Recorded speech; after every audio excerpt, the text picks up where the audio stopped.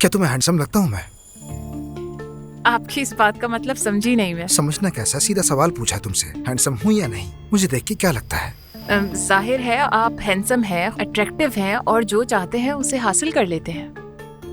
ये मुझे मालूम है। मुझे एक आम इंसान के तौर पे देखो। किस नजर से देखना है मुझे? ये सोचो कि हम पहली बार मिल रहे हैं अभी।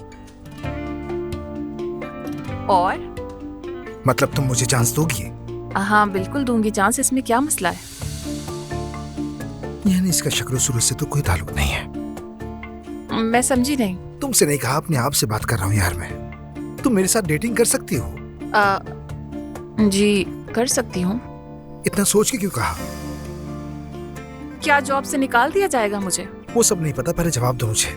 देखिए सच तो ये है कि आपके साथ रिलेशनशिप तो बहुत मुश्किल है। ऐसी बातें किसी के मुंह पे सीधी नहीं कही जाती। जॉब से निकाल दिया क्या? नहीं, अभी तक तो नहीं।